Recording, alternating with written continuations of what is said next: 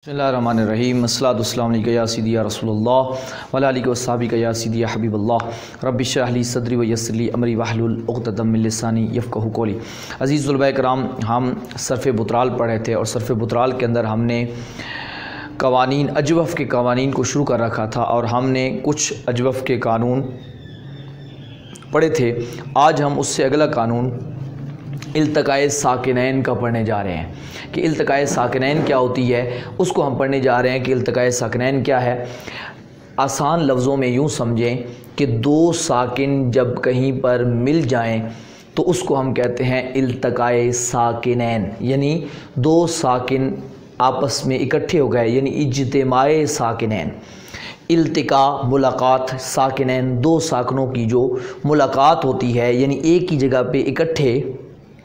एक के बाद दीगरे, एक के साकिन के बाद दूसरा साकिन आ जाए, इसको कहते हैं इल्तिक़ाए साकिनैन। अब इसका थोड़ा सा हमने तफसील पढ़नी होगी क्योंकि कहीं पर इल्तिक़ाए साकिनैन जो होता है दो साकिनों को इकट्ठा पढ़ना जायज़ भी होता और नाजायज़ भी होता है। यानी ज़रूरी नहीं कि जहाँ पर भी दो साकिन इकट्ठे आ जाएँ वो पढ़े ना जा सकें, या जहाँ पर दो साकिन आ जाएँ और वो पढ़े जा सकें। इस लिहाज से हमने इसकी थोड़ी सी तफसील समझनी है। सबसे पहले ये देखना है कि इल्तिक़ाए साकिनैन दो किस्मों पर मुश्तमिल होता है। इल्तिक़ाए साकिनैन की दो किस्में हैं जो कि आपको मेरे दाएं बाएं लिखी नज़र आ रही हैं। इल्तिक़ाए साकिनैन अला हद्दिही, इल्तिक़ाए साकिनैन अला गैर हद्दिही। यानी एक इल्तिक़ाए साकिनैन अला हद्दिही होता है और एक होता है इल्तिक़ाए साकिनैन अला गैर हद्दिही। अब इन दोनों का फ़र्क क्या है, तारीफ़ें क्या हैं, ये क्या होते हैं, इसको हम आसान लफ्ज़ों में देख लेते हैं। इल्तिक़ाए साकिनैन पहले हम देख लेते हैं इल्तिक़ाए साकिनैन अला हद्दिही को, और फिर हम देख लेते हैं इल्तिक़ाए साकिनैन अला गैर हद्दिही को। यानी पहले इनको हम समझ लेते हैं कि ये होते क्या हैं। इल्तिक़ाए साकिनैन अला हद्दिही क्या है, मैंने इसका पूरा नक्शा तैयार कर दिया है, आप आसान लफ्ज़ों के साथ इसको समझते जाएं। यानी ये तो मैंने बता दिया कि इल्तिक़ाए साकिनैन का मतलब होगा दो साकिन, एक साकिन दूसरा साकिन। और याद रखें ये जो साकिन होंगे ये कलमे के दरमियान में होंगे या एंड पे होंगे, यानी ये कलमे के उस तरफ होंगे। ये नहीं कि कलमे के शुरू में दो साकिन आ जाए। तो इस लिहाज से इसको ज़हन में रख के अब समझें इल्तिक़ाए साकिनैन अला हद्दिही। अला हद्दिही का मतलब क्या है, एक साकिन दूसरा साकिन, यानी दो साकिन होंगे। गैर हद्दिही में भी दो साकिन होंगे, अला हद्दिही में दो साकिन होंगे। लेकिन अब फ़र्क कैसे होगा समझें। आपने ये देखना है कि अगर पहला साकिन मद्दा हो, मद्दा हमने पढ़ा था कि मद्दे कुल तीन होते हैं, अलिफ मद्दा, वाव मद्दा, या मद्दा। सही के जब हमने कवानीन पढ़े थे तो पहले कानून के अंदर हमने मद्दे के बारे में तफसील से पढ़ा था, जो कि मैं इंशाल्लाह एक मरतबा फिर आपके सामने वो सही के कवानीन दोहराऊँगा, आवाज़ की सही आवाज़ ना होने की वजह से। अब यहाँ पर ये देखें मद्दा की तारीफ़ मैं समझा देता हूँ कि अलिफ साकिन से पहले जो ज़बर होती है उसको हम कहते हैं अलिफ मद्दा। वाव साकिन हो और उससे पहले पेश हो तो उसको कहते हैं वाव मद्दा। या साकिन हो और उससे पहले ज़ेर हो उसको कहते हैं या मद्दा। मसलन बा अलिफ ज़बर बा, बा वाव पेश बू, बा या ज़ेर बी, बा बू बी, रा रू री, हा हू ही, खा खू खी। ये सारी मिसालें समझाने के लिए दे रहा हूँ कि इसको हम क्या कहते हैं, मद्दा कहते हैं। जैसे दारिबुन में आप देखें दुआत के बाद अलिफ है और दुआत के ऊपर ज़बर आ रही है तो दा, ये अलिफ मद्दा यहाँ पे मौजूद है। तो इसी तरीके से दूरीबा, दूरीबा, दुआत के बाद वाव है तो वाव साकिन है, उससे पहले पेश है तो देखें ये वाव मद्दा हो गया। दीराबुन, दुआत के बाद या है तो या से पहले ज़ेर आ रही है यानी दुआत पे, तो ये हो गया या मद्दा। तो ये मिसाल भी मैंने आपके सामने रख दी है। इस तरह से आप बहुत सारी मिसालें दे सकते हैं। अब मद्दा जब आपने पहचान लिया तो अब आपने ये देखना है अगर पहला साकिन क्या हो, मद्दा हो, यानी अलिफ मद्दा हो या वाव मद्दा हो या मद्दा हो, पहला साकिन मद्दा में से कोई भी हो, और जो दूसरा साकिन है वो मुदगम हो, मुदगम का क्या मतलब बनता है, यानी मुशद्दद हो, यानी उसके ऊपर इदगाम शुदा हो, यानी दो हरफ हों, जब दो हरफ मिल जाते हैं एक को दूसरे के अंदर हम ज़म कर देते हैं, एक को दूसरे के साथ मिला देते हैं, तो इसको कहते हैं कि ये मुदगम, यानी यहाँ पर ये कलमा क्या है, ये हरफ क्या है, मुदगम है, यानी एक हरफ दूसरे हरफ से मिला हुआ है, इदगाम शुदा है। तो अब यहाँ ये बताया जा रहा है कि पहला साकिन मद्दा हो और दूसरा साकिन क्या हो, जो दूसरा साकिन है वो मुदगम हो। लेकिन यहाँ एक बात अपने जहन के अंदर रखें, अब आप कहेंगे कि मुदगम है तो इदगाम शुदा पे तो हरकत होती है, वहाँ आप कह रहे हैं साकिन होना चाहिए, तो ये अपने जहन के अंदर रखें। जब भी कोई कलमा इदगाम शुदा पड़ा हो, मसलन मैं आपको ये बात बता दूँ, मसलन एक लफ्ज़ है मेरे पास मद्दुन, ये लफ्ज़ आपने देखा मद्दुन। अब देखें दाल के ऊपर क्या पड़ी है, शद पड़ी है, और शद के ऊपर दो पेशे हैं। अब देखें मद्दुन, अब ये मुदगम है, दाल मुदगम है, यानी इसके अंदर इदगाम हुआ पड़ा है, दाल के ऊपर शद आई पड़ी है, ये इलामत होती है इदगाम की। अब देखें मद्दुन, तो याद रखें एक बात, ये जो भी मुदगम हर्फ होता है असल में वो दो हरफ होते हैं, यानी एक नहीं होते, वो दो होते हैं और दो मिलके एक हुए पड़े होते हैं, और जिसकी इलामत हम शद की सूरत में उसके ऊपर लगा देते हैं। अब देखें पढ़ने में ज़रा देखें तो आपको समझ आएगी, मद्दुन, मद्दुन, यानी एक बार दाल आई फिर दोबारा दाल आई। इसी तरीके से आप और कोई लफ्ज़ ले लें, जल्ला, मसलन एक लफ्ज़ है, देखें जल्ला, जल्ला, जल्ला, अज़्ज़ा, अज़्ज़ा, तो देखें ये जो भी मुशद्दद होता है उसमें एक हरफ दो बार होता है, लिखा एक बार जाता है, देखें उसके ऊपर शद लगा दी जाती है इलामत, तो यानी मुदगम दो बार होता है। और अब यहाँ ये जो नुक्ता मैं समझाने लगा हूँ वो जहन में रखिएगा कि जो मुशद्दद होता है उसमें जो पहला हरफ होता है वो साकिन होता है और फिर दूसरा मुतहरिक होता है, यानी ये जो मद्दुन था ये असल में था मद्दुन। आपको पढ़ने से भी पता चल रहा होगा मद्दुन, मद्दुन, मद्दुन। देखिए पहला साकिन दूसरा मुतहरिक, मद्दा, तो पहला साकिन दूसरा मुतहरिक। क्या मतलब, जब इदगाम करते हैं ना दो हरफों को तो उनमें से पहला जो होता है वो साकिन होता है और दूसरा मुतहरिक होता है, लेकिन उसका साकिन जो होता है वो लिखने में ज़ाहिर नहीं होता, लिखने में आपके सामने इस तरह से पड़ा होता है और उसके ऊपर हरकत भी पड़ी होती है, तो हकीकत में वहाँ एक साकिन भी होता है, लेकिन वो साकिन मख्फी होता है, मख्फी होता है, ज़ाहिर नहीं होता, छुपा हुआ होता है। तो ये आपने अपने जहन के अंदर रख लेना है ताकि आपको ये बात समझने के अंदर मुश्किल पेश ना आए कि दो साकिन फिर कैसे मिल रहे हैं। तो अब यहाँ ये समझाया जा रहा है अला साकिन अलादे ही, पहला साकिन मद्दा हो, दूसरा साकिन जो है वो मुदगम हो। अब आपको समझ आ गया होगा कि मुदगम कैसे है, मतलब ये है कि वो साकिन है और इदगाम के अंदर पड़ा है, तो यानी दूसरा साकिन वैसे ना आए, इदगाम की शक्ल में आया पड़ा हो, यानी वो जो हरफ है वो मुदगम हो। तो अब फिर तीसरी शर्त क्या है कि कलमा भी एक हो, यानी ये दोनों चीज़ें एक ही कलमे में पाई जाएं। पहले साकिन मद्दा पाया जाए, दूसरा साकिन मुदगम हो और एक ही कलमे के अंदर, यानी दो मुख्तलिफ कलिमात के अंदर नहीं हो, यानी एक कलमे के एंड में एक चीज़ आ रही हो, दूसरे कलमे के शुरू में आ रही हो, वो बात ना हो, बल्कि दोनों एक ही कलमे के अंदर हो। तो उस इल्तकाए साकिनैन को हम कहते हैं इल्तकाए साकिनैन अला हद्दिही, इल्तकाए साकिनैन अला हद्दिही, यानी जब दो साकिन इस तरीके से पढ़े हों जो मैंने अभी तरीका समझाया, मिसाल भी देता हूं, तो उसको आप कहेंगे इल्तकाए साकिनैन अला हद्दिही, क्योंकि अभी हमने तारीफ़ें समझनी है, इसका हुक्म मैं आगे तफसील से बताऊंगा। अब इल्तकाए साकिनैन अला हद्दिही की मिसाल देखते हैं। मैं पहले अलिफ मद्दे की मिसाल दे देता हूँ। देखें ये लफ्ज़ हमारे पास पड़ा है इहमारा। आपको याद होगा जब आपने सर्फ बहाई के अंदर और मीज़ान सर्फ के अंदर सलासी मज़ीद फ़ी के अबवाब पढ़े थे, तो उसके अंदर एक बाब आया था, बाब इफ़ईलाल, एक था इफ़ईलाल और एक था इफ़ईलाल,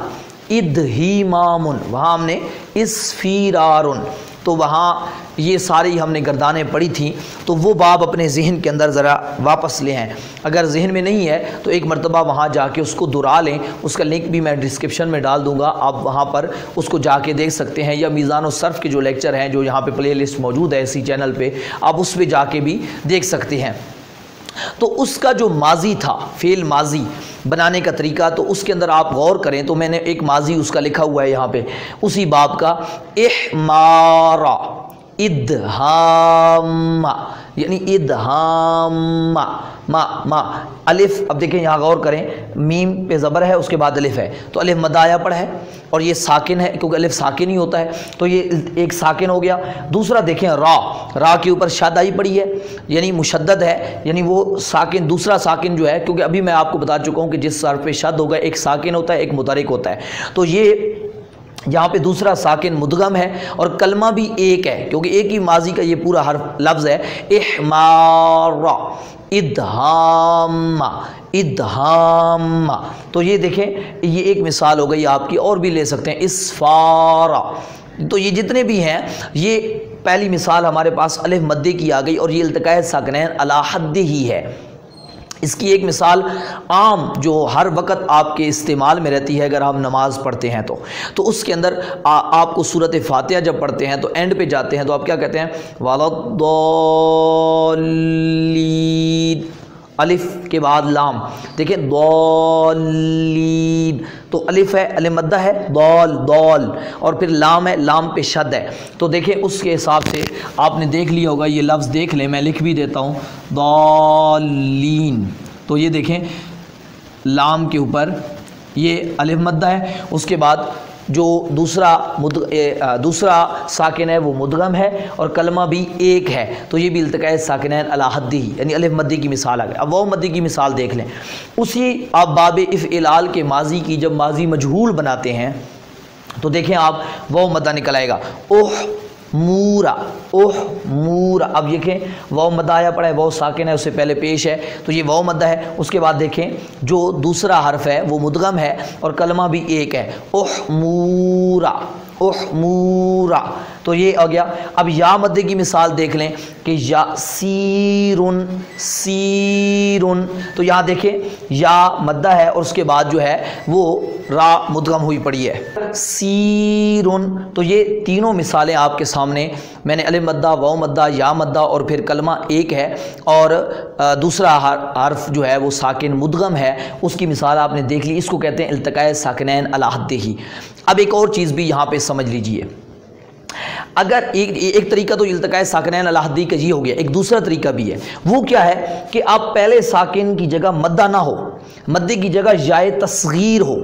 آپ کو میں نے صحیح کے قوانین میں یا تصغیر بھی پڑھائی تھی کہ جو چھوٹا پن پیدا کرنے کے لیے ہم یا علامت تصغیر لگاتے ہیں کہیں پہ، اس کو یا تصغیر کہتے ہیں، جس طرح کہ میں نے کہا تھا جندن کے بعد کیا بنے گا، جنیدن، کرشن، قریشن، سہلن، سہیلن، داربن،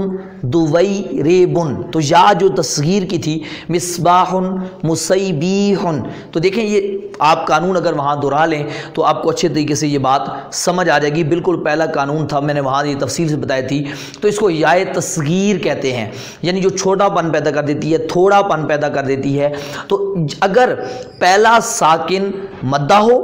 تو بھی التقاء ساکنین علی حدہ ہوتا ہے، اور اگر پہلا ساکن مدے کی جگہ یا تصغیر ہو اور دوسرا ساکن مدغم ہو، کلمہ ایک ہو، تو وہ بھی التقاء ساکنین علی حدہ ہی ہوتا ہے۔ اس کی مثال آپ کے سامنے پڑی ہے، یہ ایک لفظ تھا خویسواتن، خویسواتن، خوی، ٹھیک ہے، خویساتن، تو یہ دیکھیں آپ دیکھیں یا تصغیر کی آئی پڑی ہے، یا تصغیر کی آئی پڑی ہے، اور اس کے بعد دیکھیں دوسرا حرف جو ہے وہ مدغم ہے، کلمہ بھی ایک ہے، تو یہ ہو گیا ہمارے پاس التقاء ساکنین علی حدہ ہی۔ تو یہ التقاء ساکنین علی حدہ ہی بنانے کا طریقہ ہے۔ اب یہاں اس کا حکم بھی سمجھ لیں، التقاء ساکنین علی حدہ ہی جو ہوتا ہے، اس کو آپ حالت وقف میں بھی پڑھ سکتے ہیں اور حالت غیر وقف میں بھی پڑھ سکتے ہیں، یعنی اگر کہیں پہ آئے پڑھو آپ ملا کے پڑھنا چاہیں تو بھی آپ اس کو پڑھ سکتے ہیں، اور اگر آپ وقف کرنا چاہیں، وہاں پہ ٹھہرنا چاہیں، جس طرح ولضالین، ٹھیک ہے؟ تو دیکھیں آپ نے اس کے سیر اینڈ کر دیں، احمار یعنی آپ اس کو پڑھتے چلے جائیں یا اس پہ وقف کریں، ہر دو طریقے سے اس کے اندر دونوں ساکن کو پڑھا جا سکتا ہے، یہاں کسی ساکن کو گرانے کی ضرورت نہیں ہے۔ تو مطلب یہ ہو گیا التقاء ساکنین علی حد ہی جو ہوتا ہے وہ اس کا پڑھنا بالکل جائز ہے، یعنی اس کو آپ ناجائز نہیں ہے، اس کو گرانے کی ضرورت نہیں ہے، اس کو ختم کرنے، دونوں کو آپ پڑھیں گے، جس طرح ابھی میں نے آپ کے سامنے ولضالین پڑھا، احمارا، احمورا، سیر، خویستن، یعنی ان کو پڑھا جا سکتا ہے۔ اب اس کے بعد آ جاتا ہے التقاء ساکنین علی غیر حدہ،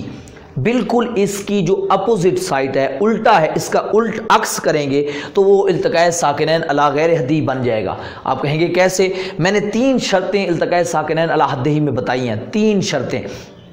کیا کہ پہلا ساکن مدہ ہو، دوسرا ساکن مدغم ہو، کلمہ ایک ہو۔ اب میں نے یہاں لکھ بھی دیا نقشہ بنا کے،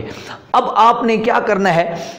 جس ایک شرط نکالتے چلے جانا ہے، یعنی ایک شرط نکل جائے گی، پھر 2 شرطیں، پھر 3 شرطیں، یعنی کہیں پر ان 3 شرطوں میں سے کوئی ایک شرط بھی نہ پائی جائے، یا 2 نہ پائی جائیں، یا 3 نہ پائی جائیں، تو سمجھو کہ وہ التقاء ساکنین علی غیر حدہ ہی ہے۔ اس کی تفصیل تو ہم انشاءاللہ اگلے لیکچر میں پڑھیں گے، تاکہ آپ کو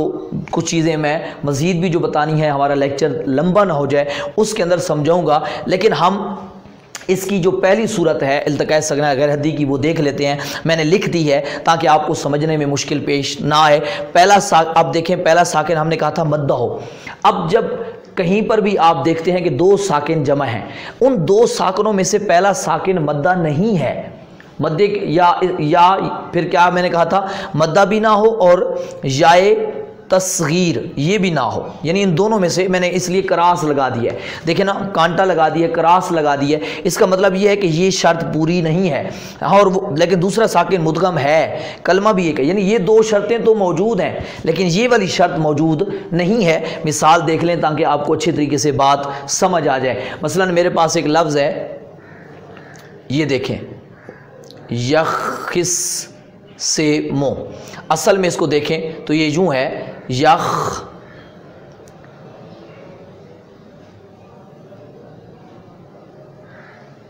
مو، اب دیکھیں خا بھی ساکن، سواد بھی ساکن، لیکن یہاں غور کریں ذرا تو اس کو خا جو ہے وہ مدہ میں سے نہیں ہے، نہ ہی یائے تصغیر ہے، لیکن اب سواد میں نے یہاں دیکھیں اس شکل پہ دیکھیں ذرا، یہاں پہ دیکھیں تو سواد پہ سواد مدغم ہے، پہلا ساکن مدہ ہے، پہلا ساکن مدہ نہیں ہے اور یائے تصغیر بھی نہیں ہے، دوسرا ساکن مدغم ہے، کلمہ بھی ایک ہے، یعنی یہ 2 شرطیں تو ہیں لیکن پہلے والی شرط نہیں ہے۔ تو یہ ہو گیا التقاء ساکنین علی غیر حدہ، اور آپ کو یہ پتہ ہونا چاہیے التقاء ساکنین علی غیر حدہ جائز نہیں ہے، اس کو نہیں پڑھا جا سکتا، وہاں آپ کو کوئی حل نکالنا ہوگا، وہ ان 2 ساکنوں کا، وہ حل کیا ہوگا وہ ہم آخر میں جا کے پڑھتے ہیں۔ ابھی یہاں میں صرف سمجھانے کے لیے آپ کو بتا دیتا ہوں کہ یہاں خا پہ ہم زیر پڑھیں گے تو یہ پڑھا جائے گا یا خسیمو، یا خسیمو، یعنی اصل میں خاص ساکن تھی، یہ بعد میں ہم نے حل نکال کر اس کے اوپر زیر دی ہے، وہ حل میں آگے تفصیل سے آپ کو بتاتا ہوں، فی الحال میں آپ کو صورت سمجھا رہا ہوں۔ دوسری صورت کیا ہے، میں نے یہاں دیکھیں کراس لگایا تھا اور یہاں پہ درست یعنی یہ شرط ہے، یہ ہے۔ اب دوسری صورت سمجھیں کہ پہلا ساکن مدہ تو ہے، پہلا ساکن مدہ ہے، دوسرا کیا ہے، مدغم نہیں ہے، دوسری شرط نکال رہا ہوں، کلمہ ایک ہے، ٹھیک ہے۔ تیسری میں آپ آئیں گے تو اب پہلا ساکن مدہ بھی ہے، دوسرا مدغم بھی ہے، لیکن کلمہ ایک نہیں ہے، یعنی آخری شرط میں نے نکال دی۔ یہ 3 آپ صورتیں بنی، ابھی کچھ آگے مزید صورتیں بنیں گی، میں انشاءاللہ اس کی طرف آؤں گا، ابھی میں ان دونوں صورتوں کو بھی مثال نہیں دے رہا، انشاءاللہ اگلے درس کے اندر ان کی مثال بھی دوں گا اور آپ کو مزید سمجھاؤں گا بھی صحیح کہ ان کا حکم کیا ہے، اس کا پھر حل کیسے نکالنا ہے۔ مطلب یہ ہے کہ التقاء ساکنین علی حدہ کا تو ہمیں حل نکالنے کی ضرورت ہی نہیں ہے، اس کو پڑھنا جائز ہے، وہ ناجائز نہیں ہے۔ التقاء ساکنین علی غیر حدہ ناجائز ہوتا ہے تو اس کا ہمیں حل ڈھونڈنا ہوتا ہے کہ اس کو ہم نے کرنا کیا ہے، اس کو ٹھیک کیسے کرنا ہے، یہ 2 ساکنوں کا علاج علاج کیا کرنا ہے، یہ کیونکہ دو ساکن جو علی غیر حدی کی صورت میں پڑھے ہوں تو عرب والے ان کو نہیں پڑھتے ہیں، ان کے نزدیک ان کو پڑھنا جائز نہیں ہے، یعنی ان کو پڑھا نہیں جا سکتا، تو اس کا ہمیں حل نکالنا ہوتا ہے۔ پہلے صورت سمجھیں گے تو پھر حل بھی نکلنا آسان ہو جائے گا، حل مشکل نہیں ہے، حل بھی آسان ہے، لیکن ہمیں صورت کا پتہ ہونا چاہیے۔ تو یہ ہمارا بنیادی طور پہ لیکچر تھا، اس سبق کو 2 سے 3 بار لازمی دہرایا کریں، جب تک اگلا سبق نہ آئے پچھلے دہراتے رہا کریں، اور اس کے ساتھ ساتھ ویسے بھی میں آپ کو ہر بار یہ تاکید کرتا ہوں کہ ڈیلی بیسس پہ اپنے 1-2 پچھلے لیکچر لازمی دہرایا کریں، وگرنہ آپ کو آگے مشکل پیش آئے گی۔ اور کوشش کیا کریں کہ سبق کو مکمل طور پہ سماعت کیا کریں، کہیں سے سکپ نہ کیا کریں، اور جو نئے حضرات آتے ہیں ان سے گزارش کروں گا کہ پہلے آپ ابتدا سے اپنے ہمارے لیکچر جو ہیں وہ سنیں، کور کریں، تو پھر آپ کو یہ سمجھنے کے اندر انشاءاللہ آسانی ہوگی اور مزہ بھی آئے گا۔ الحمدللہ رب العالمین۔